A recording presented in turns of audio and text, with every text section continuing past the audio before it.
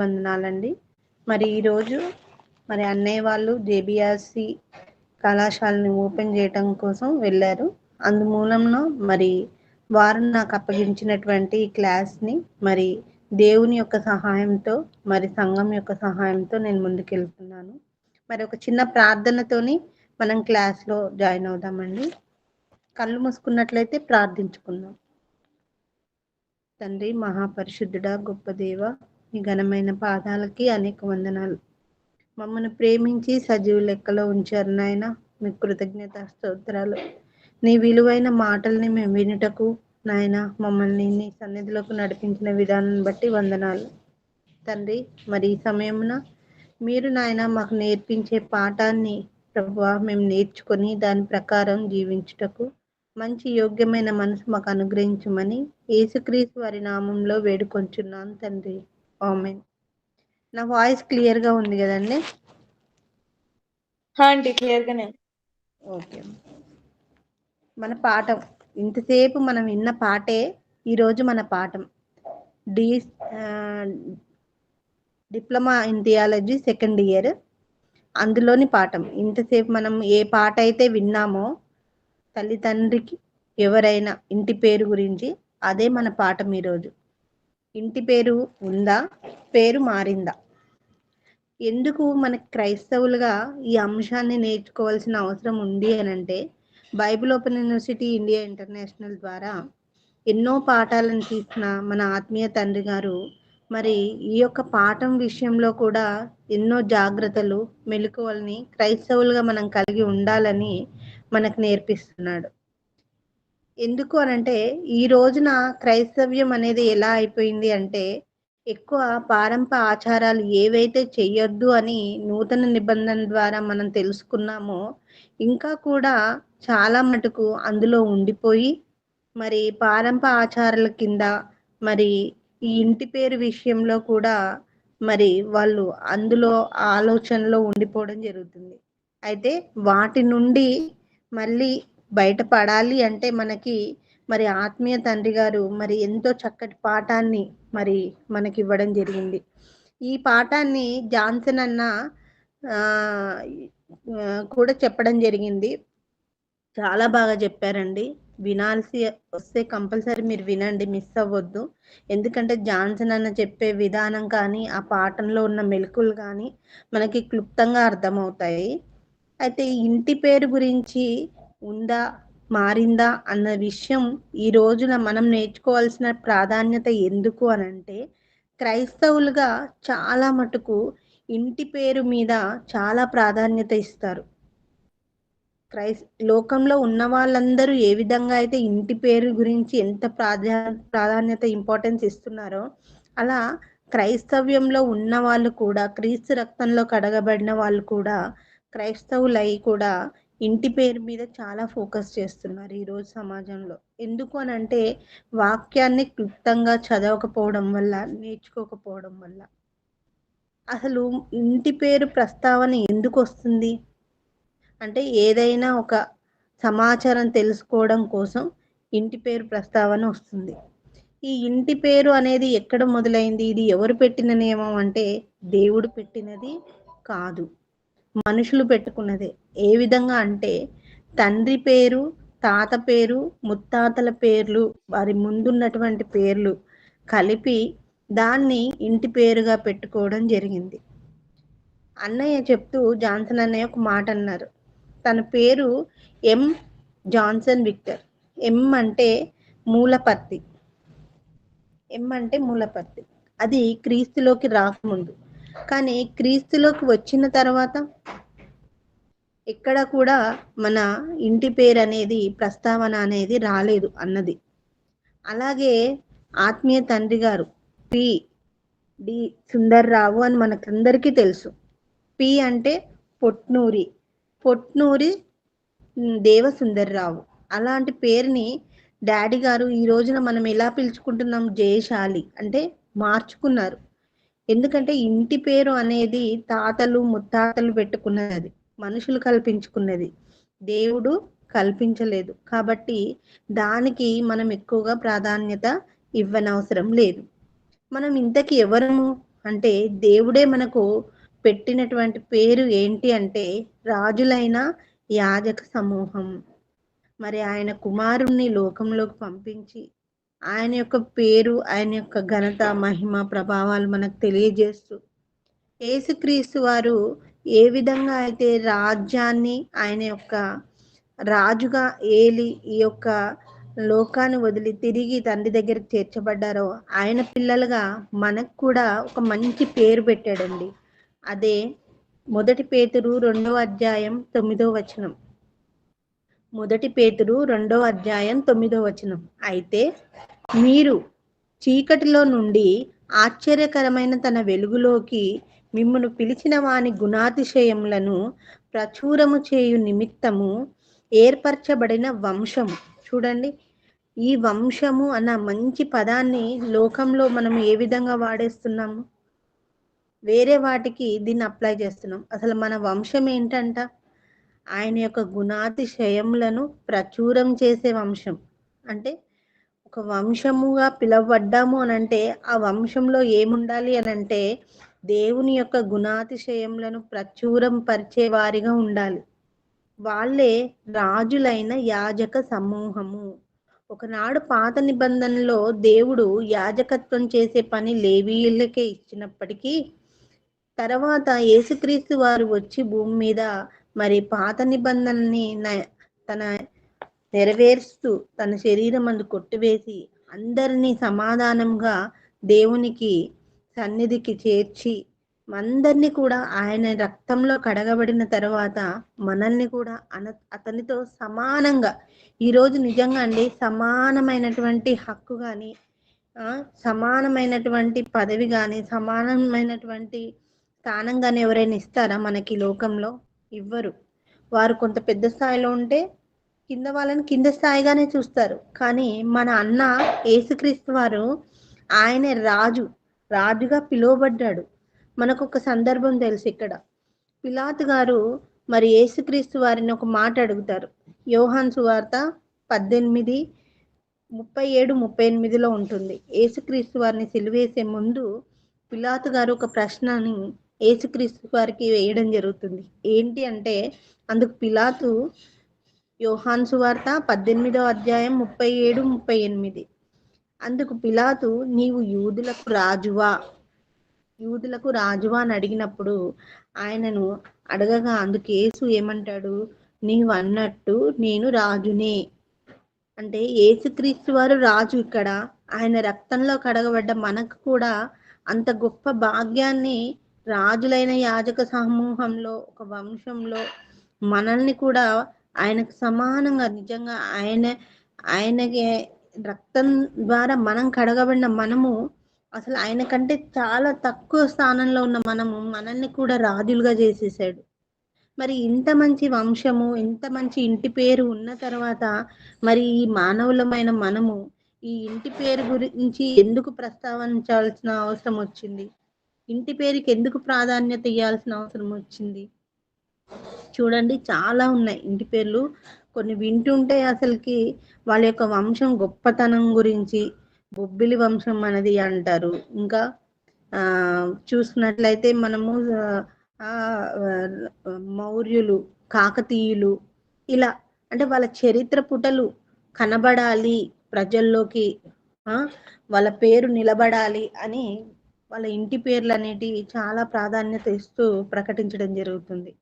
Even పెళ్లి పిలుపుల్లో కూడా అసలు శరీరానికి సంబంధించినటువంటి ఫిజికల్ నేమ్స్ అనేటివి పక్కన పెట్టేసి వాళ్ళు సర్నేమ్గా వాళ్ళ ఇంటి పేర్లను ముందు పెట్టుకోవడం జరుగుతుంది. ఆకుల వారి పెళ్లి పిలుపు ఇట్లా కొన్ని వాటికి ప్రాధాన్యత ఇస్తున్నారు. ఈవెన్ క్రైస్తవులమైన మనం కూడా చాలా పెళ్లి పత్రికల్లో చూస్తే ఇంటి పేర్లు ఉంటున్నాయి.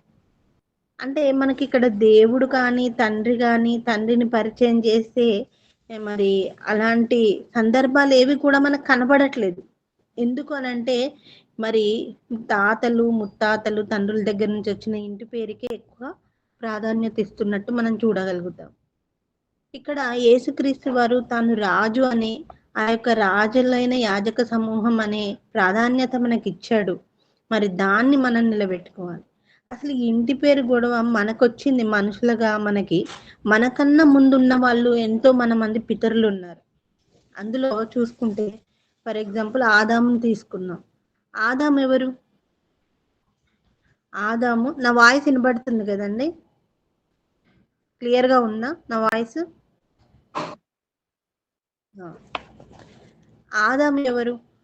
ఆదాము తనని పరిచయం చేసుకున్నప్పుడు ఏ విధంగా పరిచయం చేసుకున్నాడు? అసలు ఆదాముకి ఏమైనా ఇంటి పేరుందా? మరి ఆదాముకు లేని ఇంటి పేరు మరి మానవులమైన మనందరికీ ఎందుకొచ్చింది? ఆదాము గారిని నిర్మించిన తర్వాత మరి జలప్రళయానికి ముందు ఈ మానవులు అక్కడ మొదలైందండి. ఒక మంచి పేరు సంపాదించుకుందాము రండి అని అదే ఆదికాండంలో మనము తొలుత 11 అధ్యాయంలో చూస్తే ఇక్కడ బైబిల్‌లోనే ప్రారంభం. ఈ పేర్లు, ఇంటి పేరు పెట్టుకోవాలి అన్న ఆలోచన మానవులకు ఎందుకొచ్చింది అనంటే, ఆదికాండం 11 అధ్యాయం ప్రారంభంలోనే ఉంటుంది. 4 వచనంలో. మరియు వారు మనము భూమి అందంతటా చెదిరిపోకుండా ఆకాశమునంట ఒక శిఖరం కట్టుకొని పేరు సంపాదించుకొందుము రండని ఒకరితో ఒకరు చెప్పుకొనిది. అంటే ప్రారంభంలోనే పేరు సంపాదించాలనే ఆలోచన, కోరిక కలిగింది. అలా ప్రపంచంలో ఉన్న వాళ్ళందరూ కూడా మరి ఈ విధంగా ఇంటి పేరుకి ప్రాధాన్యతని ఇచ్చి వాళ్ళ యొక్క వృత్తిని బట్టి, ప్రాంతాలను బట్టి, వారి యొక్క ఆలోచనలను బట్టి పేరు పెట్టుకోవడం జరిగింది ఇంటి పేరు. దీని ద్వారా దేవుణ్ణి పక్కన పెట్టేశారు. ఆదాముకు లేని ఆలోచన. ఆదాము తన పిల్లలు పుట్టిన తర్వాత ఏమని పెట్టాడు పేరు? ఇంటి పేరు ఏమైనా పెట్టాడా? ఏ కెయిన్ అని గాని, ఏ హెబేల్ అని గాని, ఏ ఎనోష్ అని గాని పెట్టారా? లేదు. వాళ్ళంతా ఎవరు పిల్లలుగా పిలువబడ్డారు? దేవుని కుమారులుగానే. అదే ఆదికాండం ప్రారంభంలో మనం చూసుకున్నట్లయితే వాళ్ళంతా కూడా దేవుని కుమారులుగానే పిలువబడ్డారు. మనం మత్తయి సువార్తలో గాని, లూకా సువార్తలో గాని వంశావళి యేసుక్రీస్తు వారి వంశావళిని చూడగలుగుతాం. అక్కడ మనం కొన్ని పేర్లు చదివినట్లయితే ఇప్పుడు లూకా సువార్త ఉంది 3:38. కయినాను ఏనోషు, ఏనోషు షేతు, షేతు ఆదాముకు. ఆదాము ఎవరిక్కడ? మరి ఆదాముకి ముందు ఇంటి పేరు ఏదైనా ఉందా అంటే అది ఆదాము దేవునికి కుమారుడు. అంటే ఆదాముకున్నటువంటి ఇంటి పేరు ఏంటి అనంటే దేవుడు. తండ్రి అయిన దేవుడు. గాడ్. ఇంతకుముందు మనం ఒక పాట విన్నాం కదా! ఈ ఇయర్ కొత్త సాంగ్ పాటల్లో ఉన్నటువంటి ఒక పాట ఇంటి పేరు. ఆ పాట మొత్తం విన్నా కూడా మనకు చక్కగా అర్థమవుతుంది. అసలు ఆదాముకు లేని ఇంటి పేరు తల్లిదండ్రులుగా ఈరోజు దేవుణ్ణి పరిచయం చేయాల్సిన మనము మన ఇంటి పేర్లతో పరిచయం అవుతున్నాం. మన ప్రాంతాల పేర్లతో మరి అసలు ఒక క్రైస్తవుడుగా మనం చూసి వీళ్ళు దేవుని కుమారులు అని అనిపించాల్సింది పోయి ఇంటి పేరు పెట్టి ప్రస్తావించే పరిస్థితిలోకి మనం వెళ్ళిపోయామంటే అలాంటి భయంకరమైనటువంటి దౌర్భాగ్య స్థితిలోకి మనం వెళ్ళామన్నమాట. మనం చూస్తే వీళ్ళు క్రైస్తవులు, వీరు దేవుని కుమారులు. వీళ్ళ ఇంటి పేరు ఏంటి అంటే మనం చెప్పుకున్నప్పుడు కూడా మీరు ఏంటి, మీరు ఎవరు అన్నప్పుడు దేవుని కుమారుణ్ణి, దేవుని కుమార్తెను. ఎంత బాగుంటది చెప్పుకుంటుంటే కూడా అలా దేవుని బిడ్డని, దేవుని పిల్లలు వచ్చారు. ఇలాంటి ప్రస్తావన రావాలి మన దగ్గర నుంచి. కానీ ఇక్కడ ఏమవుతుంది అనంటే ఇది దేవుడి తండ్రిని పక్కన పెట్టేసి మరి ఇంటి పేరుకు ప్రాధాన్యతనివ్వడం, ప్రాంతాలకు ప్రాధాన్యత ఇవ్వడం, కులాలకు ప్రాధాన్యత ఇవ్వడం, ఇవన్నీ కూడా దేవునికి హేయమైనవి. తల్లి ఒక ఈ లోకానుసారంలో ఉన్న తండ్రి ఏమనుకుంటాడంటే కొడుకుతోటి నా యొక్క పేరుని కాపాడరా, నా వంశాన్ని నిలబెట్టరా, ఇలాంటి మాటలు మాట్లాడుతూ ఉంటారు. అంటే తల్లిదండ్రులే దీనికి మూలం అన్నమాట అని మాట్లాడుతుంటారు. మరి లోకానుసారంలో ఉన్న శరీరానికి సంబంధమైన తండ్రిని ఇలా కోరుకుంటే మనందరినీ పుట్టించిన దేవునికి ఎంత ఆశ ఉంటదండి. ఆయన పేరు మన ముందు ఉండాలని. ఆయన పేరును మనం నిలబెట్టాలి. ఆయన పేరునే ప్రస్తావించాలి ఎక్కడైనా. ఆయన నామాన్నే ఘనత వహించాలి. ఆయన మాటలే మాట్లాడాలని ఉండదా? అది పక్కన పెట్టేసి ఈ రోజున ఏం జరిగిపోయిందనంటే మన తండ్రి, మన వంశం, మన తాతలు, ముత్తాతలు అనవసరమైనటువంటి మాటలు, మన పిన్ని గురించి, అత్తల గురించి, తాతల గురించి అసలు అనవసరం లేని వంశావళుల గురించి మాటలు ఎక్కువైపోయాయి. ఇవి దేవుడు కోరుతున్నాడా? దేవుడు కోరుకున్నది ఇది కాదు. దేవుడు కోరుకున్నది తన పేరు, తన ఆలోచనలు, తన మాటలు చెప్పాలని. మరి అలాంటిది వదిలిపెట్టేసి, మరి మనం దేనికి ప్రాధాన్యతనిస్తున్నాం? మా ప్రాంతం వారు, మా కులం వారు, ఈ ఆలోచనలోకెళ్ళిపోతున్నామా? మరి అలా మనం వెళ్ళకూడదు. ఎందుకనంటే మనకున్న ఇంటి పేరు దేవుడిదే. మనమందరికీ తండ్రి అయిన దేవుడు ఒక్కడే. అంటే మనమంతా గూడా చూడండి, ఆఫీసెస్‌లో గూడా ఈవెన్ ఈ రోజున ఎంత టెక్నాలజీ డెవలప్ అయిందంటే మనకందరికి వాట్సాప్ గ్రూప్స్ ఉంటాయి. ఈవెన్ మా ఆఫీస్‌లో నేను చెప్తున్నాను. మాది హెల్త్ సెంటర్ అయితే ఫ్యామిలీ, ఫ్యామిలీ అనే, అంటే ఒక ఫ్యామిలీగా, అంటే లోకంలో ఉన్నటువంటి పరిస్థితులకే మనం ఒక ఫ్యామిలీ, ఒక వంశంగా అనుకుంటున్నప్పుడు, మరి దేవుని పిల్లల, దేవుని వంశంలోకొచ్చేసిన మనమందరము ఒక కుటుంబం గాదా? మనకు మన పేరు ముందు ఉండాల్సింది దేవుని పేరు గాదా? చెప్పండి. ప్రారంభంలో దేవుడు తనని పరిచయం చేసుకుంటూ, నోవాహు జలప్రళయం తర్వాత, మరి ఆ తర్వాత అబ్రహాము, ఇస్సాకు, యాకోబు వీళ్ళందరిని చూసిన దేవుడు తన పేరే తన పిల్లలకు ఉండాలనుకొని, నిజంగా ఆయన యొక్క స్థానాన్ని గూడా వదిలిపెట్టి, మరి భూమి మీదకొచ్చేసి ఇశ్రాయేలీలతో పాటు ఉంటూ, నిజంగా అండి ఈ రోజున మనం మంచి ఇళ్లల్లో ఉన్నాం. దేవుడైతే గుడారంలో జీవించాడు. దేవుడు సైతం గుడారంలో తన పిల్లలతో కష్టపడుతూ ఏర్పరచుకొని, తన పేరే ముందుండాలనుకొని ఇశ్రాయేలు 12 గోత్రాలను ఏర్పరచుకొని, ఇశ్రాయేలు అని పేరు పెట్టుకున్నాడు. ఇశ్రాయేలు అంటే దేవుని ఇంటివారని అర్థం. అంటే వాని ఇంటికి పేరేంటిక్కడ? దేవుడు, తండ్రి, యెహోవా అని పేరు పెట్టుకున్నాడు. దే వాళ్ళ అబ్రహాం దేవుడను, ఇస్సాకు దేవుడను, యాకోబు దేవుడను. ఆ తర్వాత వచ్చిన ఇశ్రాయేలీనందరిని కూడా, ఇశ్రాయేలు అంటేనే ఆయన పేరు అక్కడ రిఫ్లెక్ట్ అవ్వడం కోసం, ఆయన పిల్లలని తెలియడం కోసం, మరి భూమి మీద ఉన్న అన్యులందరినీ పక్కన పెట్టేసి వాళ్ళని, వాళ్ళలో నుంచి వీళ్ళని ఏర్పరచుకొని ఆయన నామ ఘనత కొరకు, మరి తండ్రి అయిన దేవుడు సమస్తము చేశాడు. ఆయనే భూమి మీదకి వచ్చేసి తన పిల్లలతో ఉంటూ తండ్రిగా ఆయనే గుడారంలో జీవిస్తూ, అసలు ఆయన పేరు, మరి అలాంటి గొప్ప పేరుని, మరి కొద్ది రోజులైన తర్వాత ఆ పేరుని సైతం మర్చిపోయి, మరి ఇలాంటి ప్రాధాన్యత, ఇలాంటి ఒరవడిక ఎందుకొచ్చిందో తెలీదు క్రైస్తవ్యంలోకి. ఇంటి పేర్లనేసి వచ్చేసింది. అందుకే జాన్సన్ అన్న ఆ మూలపర్తి పక్కన పడేసి కింగ్ అని పెట్టుకున్నాడు, రాజు. నిజంగా అండి. మనం గూడా అంతే. మన ఇంటి పేర్లనేటివి మనము చూయించుకోవద్దు. ఎక్కడ కూడా. మనం దేవుని పిల్లలం. మన ప్రాంతం కానీ, కులం కానీ, ఇవేవి కూడా మన నుంచి ఫోకస్ అవ్వొద్దు. దేవుడికి మనం చూడగానే క్ర హ్మ్. దేవుడికి మనం చూడగానే ఈమె నా బిడ్డ, నా కుమారుడు అనిపించాలి. అవన్నీ కూడా ఎక్కడ అనిపిస్తుంది అనంటే, మనం నడుచుకునే తీరులో, పేరులో కాదు. పేరులో కాదు. ఇకపోతే మరి ఇశ్రాయేలు అనే పేరు వారికి పెట్టి, ఆయననే వాళ్ళంతా దేవుని పిల్లలు అని పెట్టిన దేవుడు, మరి చివరిగా వచ్చేసరికి తన కుమారుణ్ణి ఈ లోకానికి పంపించేసి, మరి తన కుమారుడి ద్వారా భూమి మీద ఉన్న ప్రతి ఒక్కరికి కూడా ఇంటి పేరు అనేది ఇచ్చాడు. ఆ ఇంటి పేరు ఏంటో అంటే దేవుని కుమారులు. ఈ మాట దేవుడు మరి నూతన నిబంధనలో కాదు, ప్రారంభంలో ఆదికాండంలోనే ఒక చక్కటి మాట ఉంటది. ఏంటి అంటే ఆదికాండము 6వ అధ్యాయము 1, 2. నరులు భూమి మీద విస్తరింపనారంభించిన తర్వాత కుమార్తెలు వారికి పుట్టినప్పుడు, దేవుని కుమారులు నరుల కుమార్తెలు చక్కని వారని చూచి వారందరిలో తమకు మనసుకు వచ్చిన స్త్రీలను వివాహం చేసుకునేది.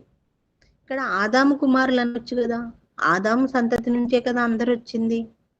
ఇక్కడ ఆదాము కుమారులను రాయబడలేదు, దేవుని కుమారులు అని రాయబడింది. దేవుని కుమారులు నరుల కుమార్తెలు చక్కని వారులని వివాహం చేసుకున్నారు. అంటే ఆనాడు ఆదాం నుండి పుట్టిన వారందరూ కూడా, ఒక షేతు కానీ, కైనాను కానీ, ఎనోషు కానీ, అక్కడి నుంచి వచ్చిన వాళ్ళందరూ కూడా ఏమని పిలువబడ్డారు అని అంటే దేవుని కుమారులు. వీళ్ళంతా కూడా దేవుని కుమారులని పిలువబడ్డారు. మరి ఇంకా అలా ముందుకు వస్తూ పాత నిబంధన రాజులు ఇవంతా అయిపోయిన తర్వాత యేసుక్రీస్తు వారి భూమి మీదకి వచ్చిన తర్వాత ఆయన భూమి మీద ఉన్న ప్రతి ఒక్కరిని కూడా ఆ దేవుని కుమారులుగా చేశాడు. మరి ఆయన రక్తంలో కడగబడిన ప్రతి ఒక్కరం క్రైస్తవులుగా పిలువబడుతున్నాం. మరి మనమందరం కూడా అదే వంశంలోకి వెళ్ళిపోయాం. అందుకే సౌలుగా ఉన్నటువంటి మరి పౌలు గారు కూడా ఆయన పేరేమని మార్చబడింది? పౌలు అని మార్చబడింది. పౌలు అని మార్చబడినాక అతను చేసినటువంటి మరి సువార్త ప్రయాణంలో కొరంథీ సంఘానికి వెళ్ళినప్పుడు మరి కొరందీల గురించి ఒక మాట రాస్తూ మొదటి కొరంథీ 3:9లో మేము దేవుని జత పని వారమై ఉన్నాం. మొదటి కొరంథీ 3:9 మీరు దేవుని వ్యవసాయం దేవుని గృహమునై ఉన్నారు. అంటే భూమి మీద ఉన్న దేవుని పిల్లలమైన మనమందరం కూడా ఎవరి వంశము? మన ఇంటి పేరు ఏంటి అని అంటే దేవుడే మన ఇల్లు. అంటే మన ముందు రావాల్సింది ఏంటంటే దేవుడు, తండ్రి. మనము ఎవరు? Daughter of God, son of God. ఈ పేరు మనకి రావాల్సింది. ఈ పేరు మనం పెట్టుకోవాలి. మనం చూడగానే వీళ్ళు దేవుని పిల్లలు అనిపించాలి. మన మాటలే కావచ్చు, మన ఆలోచనలే కావచ్చు, మనం నడుచుకునే బాడీ లాంగ్వేజే కావచ్చు, ఇంకేదైనా మనం చూస్తే వీళ్ళు క్రైస్తవులు, క్రీస్తుని కలిగిన వాళ్ళు, వీళ్ళు దేవుని కుటుంబం అని మనం చూసిన వారు అనాలి. అలాంటి ఇంటి పేరుని మనం కలిగి ఉన్నాం. ఇంకా మనం ముందుకెళ్తే అపోస్తుల్లో ఒక చక్కటి మాట ఉంటుంది. ఎందుకు అనంటే క్రైస్తవుడు అయిన తర్వాత మనల్ని ఎవరైనా ఏదైనా మన గురించి అడిగినప్పుడు మనము ఏమని సమాధానం చెప్పాలి అని అంటే దేవుని గురించి సిగ్గుపడకుండా మేము దేవుని ఇంటి వారమండి, దేవుని పిల్లలమండి, మేము క్రీస్తుని కలిగి ఉన్న వాళ్ళమండి అని మనము చెప్పడానికి సిద్ధంగా ఉండాలి. అలా పౌలు గారి ప్రయాణంలో అపోస్తుల కార్యం 17:28 అపోస్తుల కార్యం 17:28 అన్యజనులతో పౌలు గారు మాట్లాడుతూ ఇవన్నీ ఏంటంటే మనం నేర్చుకున్నప్పుడు మనము ఆ విధంగా నడుచుకోవాలని తండ్రి అయిన దేవుని ఆలోచన. అపోస్తుల కార్యం 17వ అధ్యాయంలో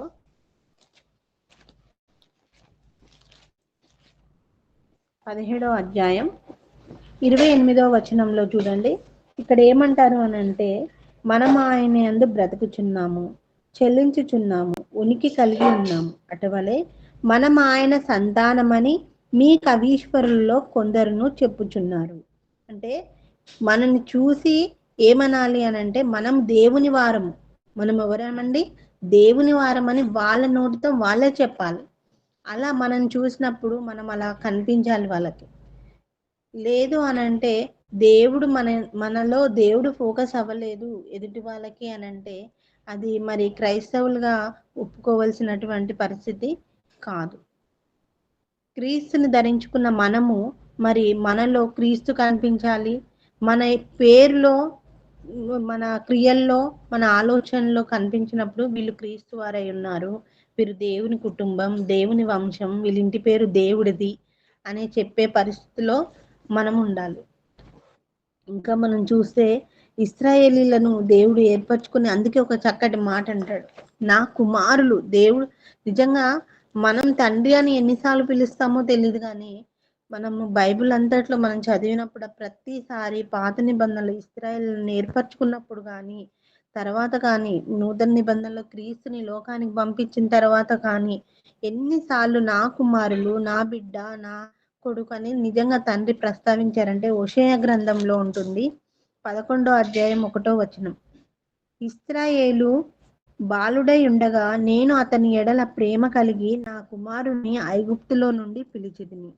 చూడండి, మనం ఇశ్రాయేలుని ఏర్పరచుకున్నప్పుడు వాళ్ళు చిన్నవాళ్ళు అనంటే వాళ్ళకి ఇంకా కూడా దేవుడు గొప్పవాడు, గొప్పతనం గురించి తెలియనప్పుడు వాళ్ళని చిన్న బిడ్డలుగా పోల్చి వాళ్ళని ఐగుప్తుల్లో ఉన్నప్పుడు వాళ్ళకి నా మహిమేంటో తెలియలేదు, అక్కడి నుంచి నేను తీసుకొచ్చాను అని దేవుడు ఇక్కడ చెప్తున్నాడు. ఎవరి ఇశ్రాయేలు? నా కుమారుడని దేవుడు ఎందుకు చెప్తున్నాడు అనంటే ఆదాము దేవుని కుమారుడుగా ఉన్నాడు. జలప్రలయం తర్వాత వాళ్ళు ఏమనుకున్నారు? మేము పేరు సంపాదించుకుందాం అనుకున్నారు. అనుకొని బాబేలు గోపురం కట్టాలనుకున్నారు. అలా వాళ్ళుంటే వాళ్ళలో నుంచి దేవుడు అబ్రహాం, ఇస్సాకు, యాకోబు నుంచి 12 గోత్రాలను ఏర్పరచుకొని ఇశ్రాయేలు అని వాళ్ళకి పేరు పెట్టాడు. అక్కడ ఇంకా మనం కొంతమందిని చూస్తాం అక్కడ. వాళ్ళు ఎలా పిలువబడుతున్నారంటే వాళ్ళ ప్రాంతాలను బట్టి పిలువబడుతున్నారు. చూద్దాం వాళ్ళు ఎవరంటే ఫిలిస్తీయులు, హివ్వీలు, పెరిజీలు, మొయాబీలు, ఇంకా చాలా మంది. అక్కడ వాళ్ళు ఎలా పిలువబడుతున్నారు? వాళ్ళ ప్రాంతాలే వాళ్ళకి ఇంటి పేర్లుగా ఉండిపోయి ఆ పేర్లుగా పిలువబడుతున్నారు. మరి ఈ రోజున మనకు అట్లాంటి షేడ్స్ ఏమైనా ఉన్నాయా? మనం అలా పిలువబడుతున్నామా? లేకపోతే దేవుని పిల్లలుగా పిలువబడుతున్నామా? కాబట్టి ఈ విషయంలో మనమందరం కూడా జాగ్రత్త వహించాలి. ఇంకా మనం ముఖ్యంగా తల్లిదండ్రులుగానే ఇది మొదలవుతుంది. ఎందుకంటే తండ్రి చెప్తేనే కుమారుడికి తెలుస్తుంది. ఆ తండ్రికి వాళ్ళ తండ్రి చెప్తే తెలుస్తుంది. ఆ తండ్రికి వాళ్ళ తండ్రి అంటే ముత్తాత, తాత, తండ్రి వీళ్ళ దగ్గర నుంచి అసలు ఒక మాట అండి, ఇంటి పేరు అని అంటున్నారు. ఆ ఇంటి పేరు ఎప్పటి వరకు ఉంటుంది? ఎందుకంటే ఆడపిల్లలకి పెళ్ళిళ్ళు అయిపోయిన తర్వాత ఇంటి పేరు మారిపోతుంది అంటారు. మగపిల్లలకి ఆ ఇంటి పేరు ఎన్ని సంవత్సరాలు, ఎన్ని తరాలు ఉంటుంది. ఆ వంశంలో ఆ పురుషుడు ఉన్నంత వరకే ఉంటుంది. ఆ పురుషుడు లేదనుకో అప్పుడు దాంతో సమసిపోతుంది కదా. మరి దేనికి అనవసరమైనటువంటి ఆ పేరుని పెట్టుకోవడం ముఖ్యమా? క్రీస్తులోకి వచ్చిన మనము క్రైస్తవునిగా, క్రైస్తవురాలుగా దేవుని పిల్లలుగా పిలువబడడం ముఖ్యమా? దేవుని పిల్లలుగా పిలువబడమే చాలా ముఖ్యం. అందుకే తల్లిదండ్రులమైన మనము ఈ రోజు నుంచే నానా నువ్వు దేవుని కుమారుడివి, వా మనంతో ఉన్నప్పుడు మనం నడిచినప్పుడు ద్వితీయోపదేశ కాండంలో దేవుడు మనకి ఇచ్చిన ఆజ్ఞనే. దాన్ని మనం పాటిస్తూ మన పిల్లలకి దేవుణ్ణి ఏ విధంగా పరిచయం చేస్తున్నాం? ఆదం గారు ఏ విధంగా పరిచయం చేశారు? కయ్యనికి కానీ, హేబేలుకి కానీ, తన వంశానికి కానీ దేవుని కుమారులు మీరు అనే పరిచయం చేసిండు. కాబట్టి తల్లిదండ్రులుగా మన బాధ్యత కూడా మన పిల్లలకి మీరు దేవుని బిడ్డ, మీరు దేవుని పిల్లలు, మేము ఈ లోకంలోకి రావడానికి మేము శారీరక తల్లిదండ్రులం అయినప్పటికీ మీ యొక్క ఆత్మ మీరు వచ్చింది తండ్రి అయిన దేవుని దగ్గర నుంచి. కాబట్టి మీ ఇంటి పేరు ఏంటి అని అంటే దేవుడు, తండ్రి, మీరు దేవుని పిల్లలు అనే మనం పరిచయం చేయాలి. అలా చేసినప్పుడు ఆ పిల్లలు విన్న వాళ్ళు వాళ్ళ తరానికి కూడా అదే బోధ చేసే అవకాశం ఉంటుంది. అలా మనం మన తండ్రిని, దేవుణ్ణి, ఆయన యొక్క పేరుని ముందుకు పెట్టుకొని నడిస్తే చాలా నిజంగా అండి దేవుడు సంతోషిస్తాడు. ఈ లోకంలో ఉన్న తండ్రి సంతోషించినప్పుడు ఆయన పేరు నిలబెట్టాలని అంత కోరుకున్నప్పుడు మరి దేవునికి ఉండదు ఆశ? ఉంటుంది. కాబట్టి అందుకే యేసుక్రీస్తు వారు భూమి మీదకి వచ్చిన తర్వాత ఒక చక్కటి మాట అంటాడు. ఆయన ఎలా పరిచయం చేశాడో తెలుసుకుంటే మనం కూడా మన తండ్రిని ఏ విధంగా పరిచయం చేయాలో తెలుసుకోగలుగుతాం. యేసుక్రీస్తు వారు యోహాను సువార్త 1:18లో ఒక చక్కటి మాట అంటాడు. యోహాను సువార్త 1వ అధ్యాయం 18వ వచనం. తండ్రి రొమ్మునున్న అద్వితీయ కుమారుడే ఆయనను బయలుపరిచెను. యేసుక్రీస్తు దేవుణ్ణి బయలుపరిచాడు. ఎలా బయలుపరిచాడు? దేవుడు అందరికీ తండ్రి. అవునా? యావత్ భూమి మీద ఉన్న ప్రజలందరికీ కూడా ఒకనాడు ఇశ్రాయేలులకే నేను దేవుడు అన్న దేవుడు ఈరోజు యేసుక్రీస్తు ద్వారానండి నిజంగా భూమి మీద ఉన్న ప్రతి ఒక్కరిని కూడా మరి తన బిడ్డలుగా చేర్చుకున్నాడు. తన కుమారుడి ద్వారా తన వంశంలోకి చేర్చుకున్నాడు. మరి మంచి రాజరికపు వ్యవస్థను మనకిచ్చాడు దేవుడు. అందుకు నిజంగా దేవునికి మనం చాలా కృతజ్ఞతగా ఉండాలి. ఆయన యొక్క ఇంటి పేరు ఈ లోకంలో ఉన్న తండ్రి పేరు నిలబెట్టాలి, తాతల పేరు నిలబెట్టాలి, ముత్తాతలు కాదండి. మన తండ్రి పేరు, మన దేవుని పేరు నిలబెట్టాలి. ఆ విధంగా మనం నడుచుకోవాలి. అలా యోహాను సువార్త 20:17లో కూడా యేసు ఇక్కడ ఒక చక్కటి సందర్భం ఉంటుంది. ఏమనంటే మరియా దగ్గరికి వెళ్ళినప్పుడు యోహాను సువార్త 20వ అధ్యాయం 17 యేసు ఆమెతో నేను ఇంకనూ తండ్రి యొద్దకు ఎక్కిపోలేదు కనుక నన్ను ముట్టుకొనవద్దు. అయితే నా సహోదరుల యొద్దకు వెళ్ళి నా తండ్రియు మీ తండ్రియు, నా దేవుడు మీ దేవుడనైనా వాని యొద్దకు ఎక్కిపోచున్నాను. అంటే ఇక్కడ మగ్దలేనే మరియ దగ్గరికి వచ్చి ఏమని చెప్తున్నాడు అంటే నా తండ్రి అని ఏ అని చెప్పాడు తప్ప యాక్చువల్‌గా భూమి మీదకొచ్చినంక యేసుక్రీస్తు వారి తండ్రెవరు? యోసేపు. యోసేపు అని జెప్పాడా? చెప్పలేదు. ఏమన్నాడు? నా తండ్రి. నా తండ్రే మీ తండ్రి అన్నాడు. నా దేవుడే మీ దేవుడన్నాడు. కాబట్టి ఇది మనం తీసుకున్నట్లయితే మరి క్రీస్తుని ధరించుకున్న మనం కూడా నా తండ్రి పనుల మీద ఉండాలి. నా తండ్రి పనికి వెళ్తున్నాను అని నా తండ్రి మాటలు వింటాను. నా తండ్రి మాటలు చెప్తాను. నా తండ్రితో ఉంటాను. ఇలాంటివి రావాలి మనకి. మన దేవుడు మన దేవుడినే మనం ముందు పెట్టుకొని ఏ పనైనా చేయాలి. చేసినట్లయితే నిజంగా దేవుడు చాలా సంతోషిస్తాడు. అంతేగాని మన యొక్క మనం చూసినప్పుడు వీళ్ళు మరి ఇక్కడ వాళ్ళు ఇది ఈ కోవకు చెందిన వాళ్ళు, వీళ్ళు ఆ కోవకు చెందిన ఇవి మనకు అవసరం లేదండి. అవి మనకు అవసరం లేదు. అసలు మనం చూస్తే న్యూట్రల్‌గా కనిపించాలి. వీళ్ళు దేవుని కుమారులనే కనిపించాలి. దేవుని పిల్లలనే కనిపించాలి తప్ప, ఇంకా వేరే ఇతరితరి ఫోకస్ అవ్వడానికి దేవుడు ఇష్టపడడు. కాబట్టి ఈ విషయంలో నిజంగా నేను కూడా నిర్ణయించుకునేది ఏంటంటే, ఆయన కుమార్తెలాగా మరి ఎక్కడ చూసినా మరి ఈమె దేవుని కుమార్తె, దేవుని బిడ్డ. నిజంగా అండి చాలా మంది అన్యులైనప్పటికి కూడా కొన్నిసార్లు సరే కామెంట్ చేసినా నాకు చాలా సంతోషం అనిపిస్తది. ఏమంటారంటే, దేవుని కుమార్తె వచ్చింది. అంటే, అంటే ఒకలాగా మాట్లాడతారు. కానీ అది గూడా నిజంగా అది వాళ్ళు అనగలుగుతున్నారంటే మనం వాళ్ళకి కనబడితేనే అనగలుగుతాం. వాళ్ళు ఇంకా వీళ్ళు దేవుని పిల్లలు ఇట్లా అంటే ఇంకా వీళ్ళు బైబిల్ పట్టుకుంటారు, బయలుదేరుతారు, ఇలా చేస్తారు అని దేవుని పిల్లలు వచ్చిండ్రు అన్న మాట వాళ్ళు అన్నప్పుడు నిజంగా నాకైతే కోపం రాదు. సంతోషమే అనిపిస్తది. అలా మనం నిజంగా మనల్ని చూడగానే వీళ్ళు క్రైస్తవులు, దేవుని పిల్లలు అనిపించాలి. మన మాటలే కావచ్చు, ఆలోచనలే కావచ్చు. ఆ విధంగా దేవుని యొక్క ఇంటి పేరు కలిగి మనం ముందుకెళ్ళాలని మరి నన్ను నేను హెచ్చరించుకుంటూ, మరి మీకు ప్రేమపూర్వకంగా చెప్తూ ఈ మాటల్ని ముగిస్తున్నాను. థ్యాంక్ యూ అండి. ప్రార్థనతో సెషన్ క్లోజ్ చేసుకుందామండి. మరి మన మధ్య ఉన్నటువంటి రాజు ప్రార్థన చేస్తే సెషన్ క్లోజ్ చేసుకుందాం.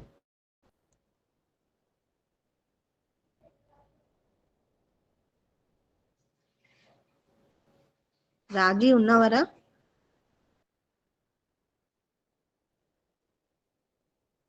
ఓకే. వివేక్. అమ్మ వివేక్ ఉన్నావా? ప్రార్థన చేయమ్మా.